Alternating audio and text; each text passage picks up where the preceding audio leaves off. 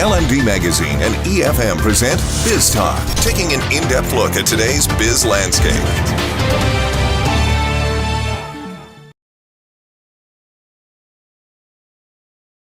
Welcome to another edition of LMD-EFM Biz Talk. Today we're speaking to economics team leader at Verite Research, Vidya Nathaniel. Good morning and thank you for joining us today. Good morning.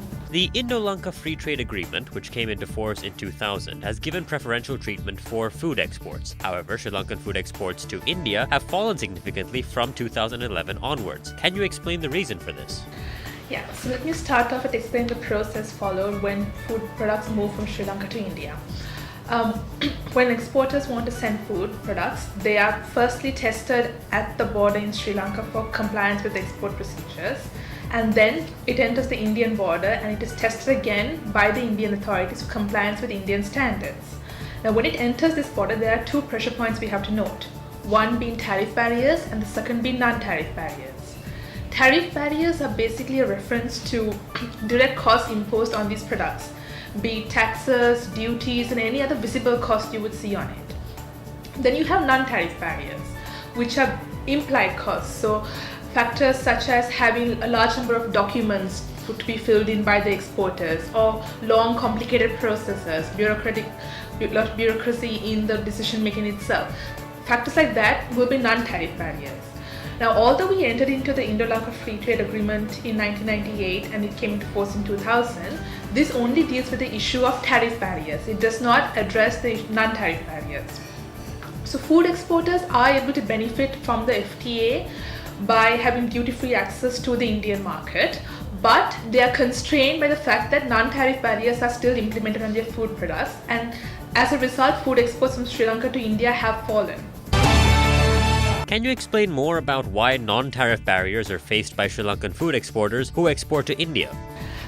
So our discussions with the exporters have revealed a number of non-tariff barriers, one of them being the conformity assessment procedures in place. So to explain this a bit further, all countries will impose standards for food entering their countries or even on the local produce in the market. This is something you would need and it's accepted by WTO as well. So Sri Lanka would have standards of food products for consumer safety, for environmental protection. Similarly, India would have the same as well. So any exporter from Sri Lanka wanting to send food items to India will have to comply with the standards placed by Indian legislation and regulations. The problem here is not the standards itself. The problem arises from the fact that when these products are sent to India, it is stopped at the border there and checked for compliance with Indian standards. Now, this is in addition to the fact that when they send it from here, it is stopped at the Sri Lankan border as well. The procedures being followed in India, however, are lengthy, time-consuming, and extremely costly. So what happens is, from discussions with exporters, we found that sometimes it takes about 20 to 30 days to release test results from Indian agencies. And it takes about an overall of 30 to 40 days to actually clear customs. So based on their past experience, it can range anywhere from 2 weeks to 3 months to actually clear a consignment from the Indian authorities. There's also unpredictability in sort of the way the procedure takes place and what's happening with it. So you're not able to find out the information, you're not able to convey a specific date to the marketing people, to the retailing people as to when the products will actually enter the market. So if you look into products which are perishable, such as fresh fruits and vegetables, it effectively makes this consignment unusable, and other products such as processed food products, it will reduce the shelf life available when it is in the market. Also, there's a huge cost involved with this testing.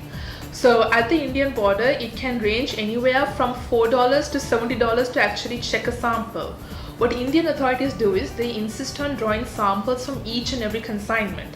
So it may be the same product tested, packed in different size packaging with a different box or different packets. They will draw samples from each one and test it.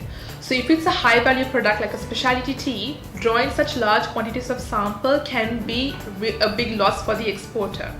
In addition to that, given that it takes a long time for them to clear it and there's unpredictability, the exporter is also incurring storage and demurrage costs for the entire time it has been held in the at the customs at the border. So all of this makes it difficult for exporters to actually have a smooth transition from Sri Lanka to India, and it amounts to non-tariff barrier, thereby being a constraint on the exports entering the Indian market. So what do you propose to overcome such barriers? Well, the issue here is the Indian agencies don't accept certificates from Sri Lanka institutions. What the issue is, even if a Sri Lankan exporter wants to get the products tested in a Sri Lankan agency and send the products with a certification stating that it is in compliance with Indian standards, India will still insist on rechecking the products again. What we are proposing is a mutual recognition agreement. The idea from also known as an MRA. So the idea is that both parties enter an agreement where they agree to accept certificates issued by their trading partner for compliance with the importing country's standards. Now I have to make it clear this is not a harmonization of standards. When I talk about harmonization, it's a move towards setting similar standards between both countries. We're not advocating for that. We're not pushing for that sort of a reform. That would require lengthy negotiations. It's a long process, and it may also not be practical because Sri Lanka will have its own set of standards to fit in with its local market needs. So would India. We would need to have our own standards. With a mutual recognition agreement, what we are calling for is to have your own standards, but have our institutions with the capacity to test for Indian standards. So any exporter who wants to send food products would get it tested from one of the accredited institutions here, get the necessary certification, and send it to the Indian border. And if the certification is in compliance, then they can release it to the market without undergoing the whole testing process again. So this way we are sort of cutting costs by not having double-checked twice, and we're possibly reducing the length of time it is held up for testing, and possibly more predictability in how the goods are moving across the board. What are your recommendations for the way forward? The issue of MRA has already been in discussions around the country. We see it actually being part of the more comprehensive trade negotiations taking place, which was initially the SEPA and now known as the ECTA. What we are saying is we don't really need to wait for a comprehensive trade agreement as such to actually implement the MRA. We think the MRA should be unbundled from these lengthy negotiations, from these comprehensive trade agreements, and made a standalone agreement. ECTA and SEPA have been going through negotiations for a couple of years, and it is not clear as to when the negotiations will come to an end and when we'll actually sign the agreement. This is something we need to implement right now because we already have an initial trade agreement, and the Sri Lankan food exporters are unable to benefit from the concessions already available in that agreement because of the non-tariff barriers. What they need to do is implement the MRA immediately, work towards working with India to implement it so that at least you are able to clear this one non-tariff barrier, and so that the exporters can benefit from the concessions. I also have to add that there is already a similar agreement in place between India and Sri Lanka.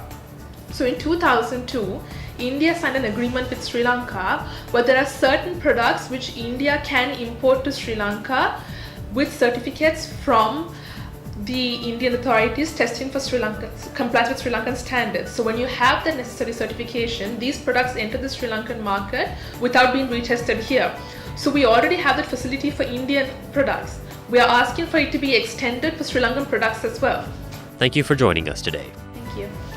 Tune in every Tuesday and Thursday for more insights from our business community. You can also log on to efm.lk and lmd.lk/lmdtv for a visual experience of Biz Talk.